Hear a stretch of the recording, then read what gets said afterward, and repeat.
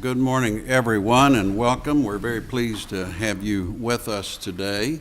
We have 4 cases on the morning docket, and we will hear them in the order in which they appear.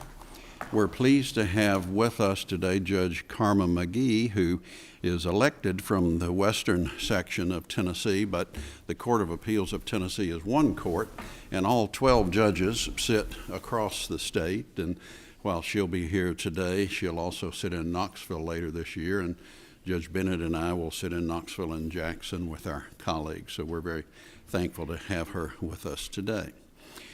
Let me remind the parties that whether there is one appellant, an appellee, or multiple, each side has a maximum of 15 minutes. So if there's more than one of you, you'll have to share time unless we've put down an order to the contrary. Also, the appellants may reserve up to 5 minutes for rebuttal.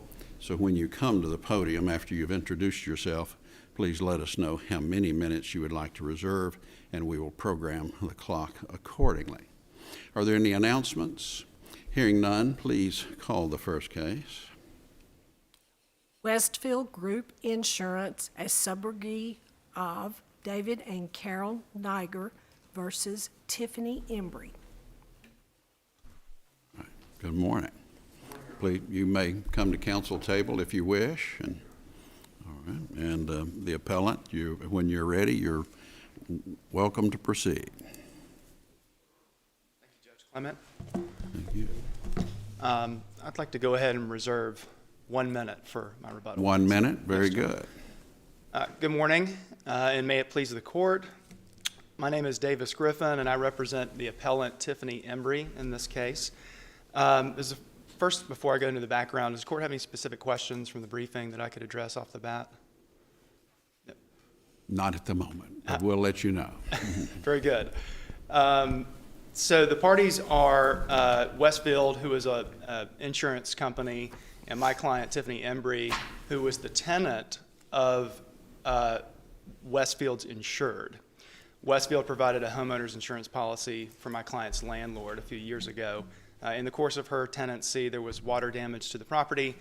There was the damage was resolved, and there was a claim made with Westfield, and they sought reimbursement against my client, ended up filing a lawsuit against her. But none of that was known to my client for a couple of years, during which a default judgment was obtained, and the first knowledge that my client gets is a letter actually to her mother's house notifying her of the default judgment. That's where she hired me, and the first thing that we did, because she had never been sufficiently served with process, we were able to set the default aside, sort of reopen the case. And then the next thing that we did was file a motion to dismiss. That is because Westfield does not have standing under Tennessee law to bring the lawsuit that was filed and in which that default judgment was obtained against Ms. Embry. And that is because Tennessee recognizes the Sutton Rule. And this is briefed thoroughly in the motion to dismiss and the supporting memorandum that's a part of the technical record. But you're not going to hear Westfield come up here and dispute or argue that they have standing, because they know, after having read the memorandum that we filed and the briefing therein, that they do not have standing to bring the lawsuit that they did. That is why, instead of filing a response to the motion to dismiss, they attempted to non-suit. And that's where the issue that we're here today on arises. When they attempted to non-suit, we filed a response in opposition, arguing that it was too late. They did not have a right to take a non-suit any further because we'd filed this dispositive motion under Rule 12026 for failure to state a claim, making the standing or the lack of standing argument. Davidson County Circuit Court Judge Binkley overruled our response in opposition, basically granting the non-suit. We filed a motion to alter or amend, fully briefing out all of the black letter law that we had raised in the response in opposition, including Hamilton versus Cook, the 1998 opinion of this court, and then the 3 cases that follow it, Ewan versus Hardison Law Firm in 2014, Irvin versus Greenwise Homes in 2016, and then Harthen versus Eden. So those 4 cases make it very clear what the test is for addressing evaluating whether a non-suit should be granted in the face of a pending motion dispositive motion. Judge Binkley denied the motion to alter or amend, doubling down on this position that he had taken in the initial denial, which is that this case Hurley versus this Hurley case is what controls the decision, and that is Hurley versus Pickens, 2016 Court of Appeals case. So that is a little bit of the background, and the relief that we're asking the court for today is to make 4 findings. One, that the trial court applied the incorrect standard of law by rejecting Hamilton versus Cook and applying Hurley versus Pickens. 2, that Westfield lost its right to voluntarily non-suit the case when Mrs. Embry filed her motion to dismiss. 3, that granting Westfield's non-suit would cause plain legal prejudice to Mrs. Embry because she has established in her motion to dismiss what the Hamilton case line characterizes as, quote, a valid defense. And then 4, finally, that somewhat alternatively, that granting Westfield's non-suit would deprive Ms. Embry of her vested right to pursue attorney's fees. That vested right is kind of characterized in the Hamilton line of cases as an either or to the valid defense, to establishing a valid defense. You can prevent the non-suit either by showing a valid defense in the dispositive motion that you filed, or showing that you've obtained a vested right in the proceedings. What prejudice are you contending your client suffered by the trial court allowing the non-suit? Straight to the heart of the matter. Great question. The prejudice is that what the case line characterizes it as is that she has established this valid defense, which is a lack of standing, and what Hamilton versus Cook suggested, or not suggested, but held, could also be shown as a statute of limitations argument. But isn't that nothing more than might have to go through another trial, which is what happens in every non-suit, which could conceivably happen in every non-suit? Meaning that the case could be refiled? If you allow the non-suit, then my prejudice is I may have to defend this case a second time.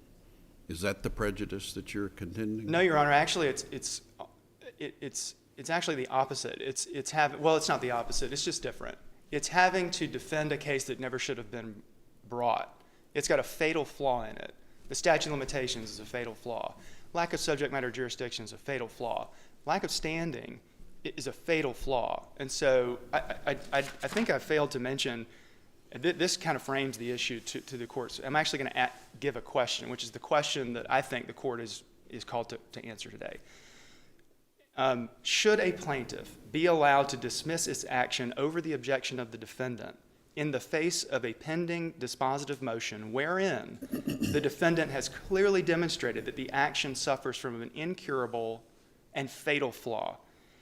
The Hamilton versus Cook, Ewan versus Hardison Law Firm, Irvin versus Greenwise Homes, Hartham versus Eden all say no, that one, the plaintiff doesn't have the right anymore once the case has been submitted to the trial court via the dispositive motion, once it's pending.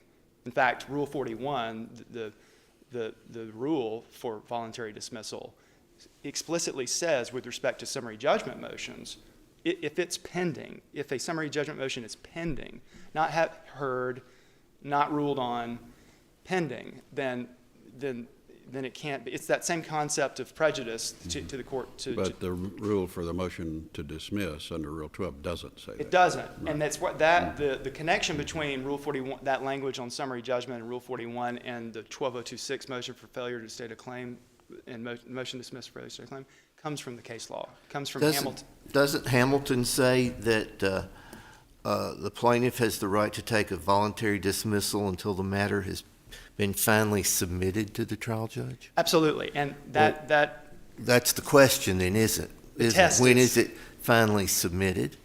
Absolutely. The test, right. When is it? And then we've argued that, and some of the, Harthen answers that question with absolute clarity. So let me start there. Harthen versus Eden. I'm just going to quote this. Sufficient prejudice to block the grant of a voluntary dismissal may include when the non-movement presents a valid defense, such as the statute of limitations, to the plaintiff's claims. And here's how we know that submitting a case to the trial court for determination, this is me talking here, does not require it to have been heard or to be in a hearing. It just requires it to have been filed. Here's how we know. The second sentence from Harthen. Sufficient prejudice may also exist where the plaintiff moves for a voluntary dismissal after participating in a hearing where the trial judge expresses an adverse opinion on the merits of the plaintiff's claim. That's what Judge Binkley sort of zeroed in on. That's what Westfield's going to get up here and say. That's what the argument otherwise is that, well, our case hadn't been heard yet, certainly no favorable ruling from the court, certainly no written order, so you haven't submitted the case to the trial court for determination of the merits sufficient for it to not be our right to take a non-suit anymore. Well, no, that's not what the cases say anymore. And in the briefing, I had sort of looked at some very specific language in Hamilton and Irvin where it clearly, to me, and I think very arguably suggests it was distinguishing between a hearing and the filing. For instance, and I quoted this language in our brief, but in light of the Harthen language, though, I don't have to get this granular with it. I don't. For instance, this is the language that I was mentioning from Irvin. We explained that by the time the plaintiffs had filed their notice of voluntary non-suit, they had already lost the ability to take a voluntary dismissal as a matter of right. This was because the case had been submitted to the trial court for determination on the merits, and the trial court had ruled on the defendant's motion by announcing that it was dismissing the complaint. So that that's distinguishing the act of filing it from the act of it being heard and ruled on. That was the argument I was making really before this language from Harthen answered the question for me in a much more straightforward fashion, which is to say to reiterate, sufficient prejudice may also exist where the plaintiff moves for a voluntary dismissal after participating in a hearing. So that's another way it could be shown. But the first way that it could be shown is, I'm just going to reread, sufficient prejudice to block the grant of a voluntary dismissal may include when the non-movement presents a, quote, valid defense such as the statute of limitations to the plaintiff's claims. And that's what we did in our motion to dismiss. Judge Waverly Crenshaw, in a 2021 opinion, characterized the Sutton rule as well established. There's no question, and they're not going to contest that they don't have standing. They never did. And so that defense is more than sufficient. It's more than valid. The mistake that the mistake that the defense is addressing is fatal. And since we filed that motion, not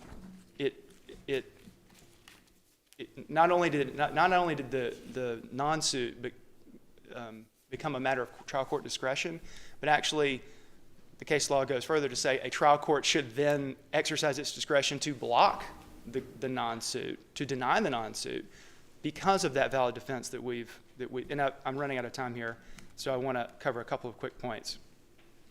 The court citing Hurley, initially it looks like, well, and even the court characterizes it as controlling and over Hamilton.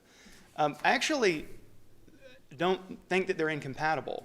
I don't know why Hurley, which is a healthcare liability action where they had the certificate of good faith that needs to be filed pursuant to the statutes that govern healthcare liability, and because the plaintiff didn't file that certificate, the defendant moved to dismiss, which is what the Supreme Court of Tennessee says is the remedy for noncompliance with that statute, is to move to dismiss it.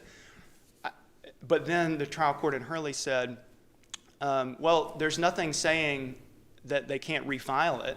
They can't refile their action after having complied with the statute, even if they non-suit this case. So that's why we're going to allow the non-suit.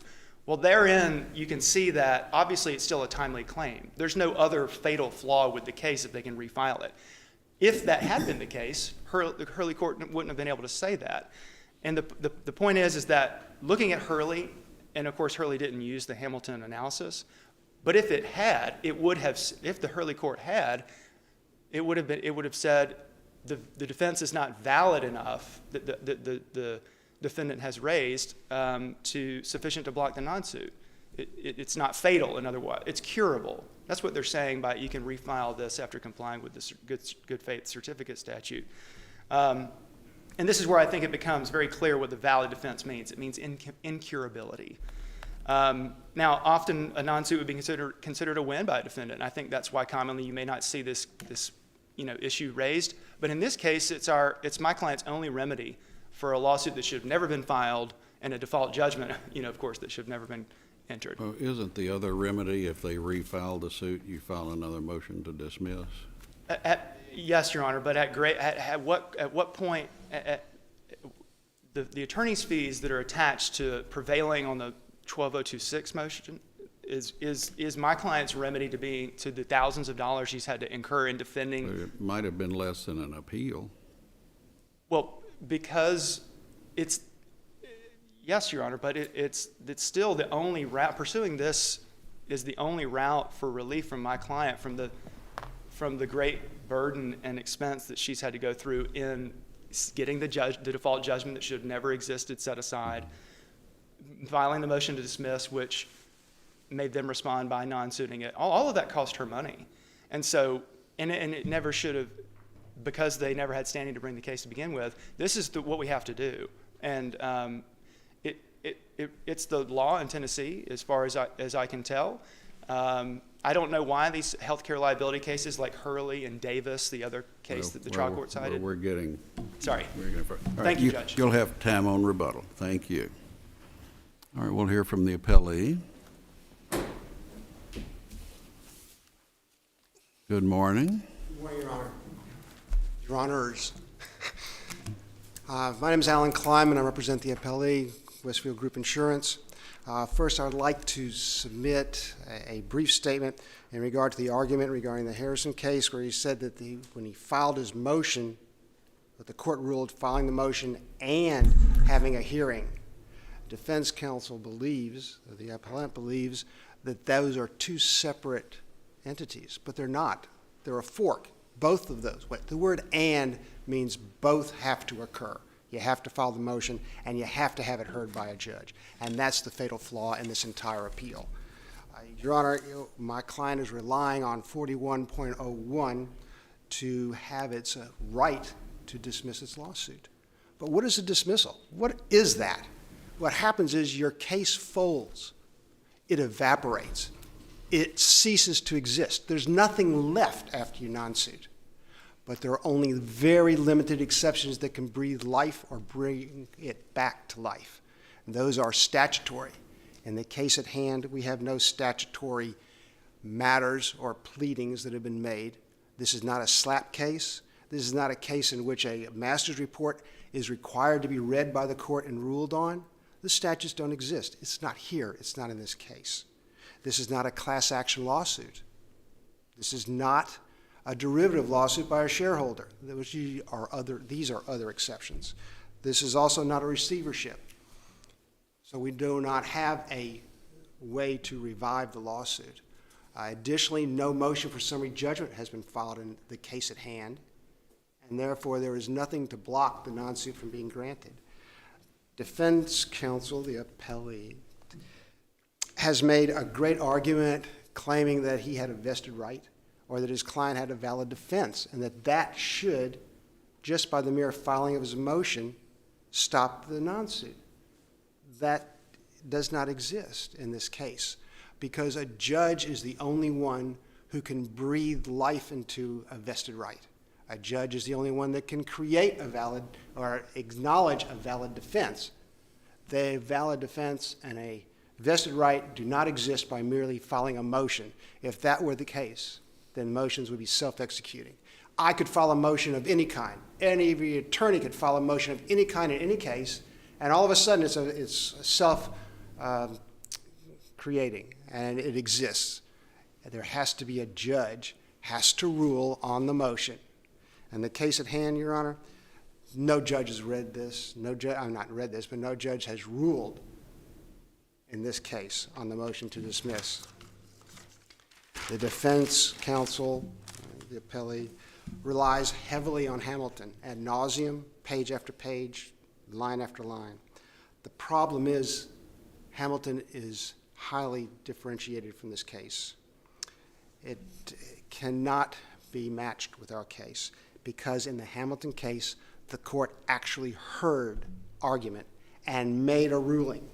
That's why the non-suit could not exist. The only thing that remained was the entry of the written order. Yes, Your Honor, but it's still, there was a hearing that had occurred and a ruling. In the Irvin case, the court once again heard several motions, made several rulings, and then the plaintiff attempted a non-suit.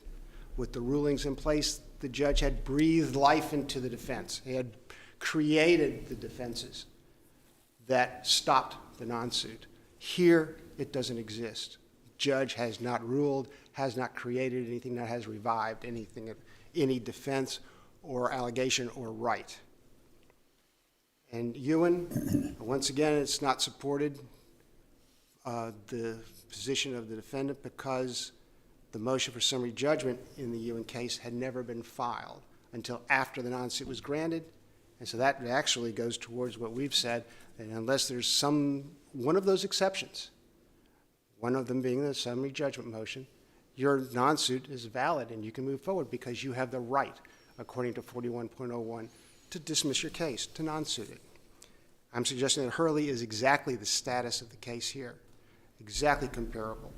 In Hurley, parties actually had filed their lawsuit, they filed their motion to dismiss, they were in front of the judge, ready to argue. The defendant comes in, the plaintiff comes in and says, I want a non-suit. We're all here, we're ready to go. I non-suit my case. Hurley said, you have an absolute right to non-suit at that point. The case folds, it's done, nothing can be heard. We see nothing here to revive it. The pleadings in this case cannot of themselves stand and give the defendant standing to appeal and to have his appeal granted. His motion was not heard. Nothing was breathed into the allegations. Lord knows I'd love to be able to file a motion and have my allegations breathed into life before a court without my having to argue it. But the way the law is and the way the law should be, you've got to argue in front of a judge. A judge has to make a decision on your motion before anything can exist. Simply put, Your Honor, this court did an extensive search and decision in the Adamson versus Groves case. And in that case, the court found the non-suit was viable, and was valid. And I'm submitting to the court that based on all that I've said so far and all the record that the court's looking at, that the appeal in this cause has no basis, that its fatal flaw is there was no hearing by a judge that breathed life into any of the defenses, and the plaintiff entered his non-suit before that could happen. I'm asking that the court deny the appeal and affirm the holding of the non-suit being valid. Thank you. All right. Thank you, Mr. Kleiman. Mr. Griffin, you have 1 minute.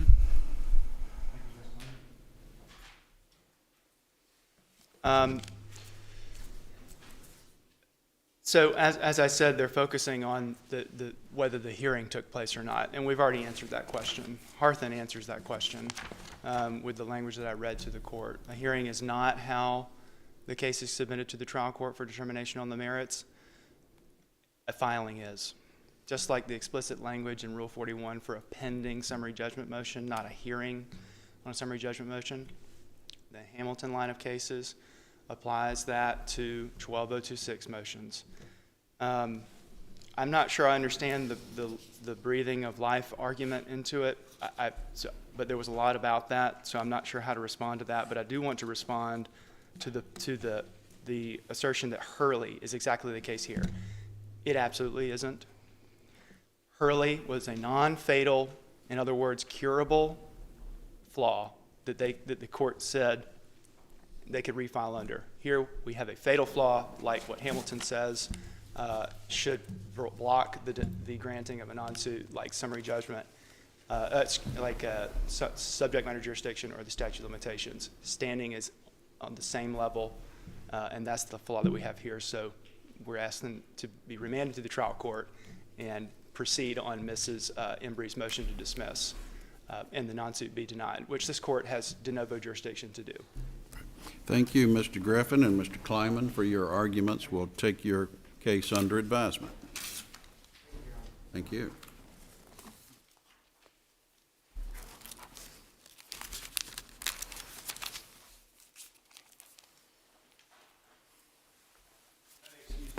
Yes, you may. Thank you. Safe travels. Call the next case, please.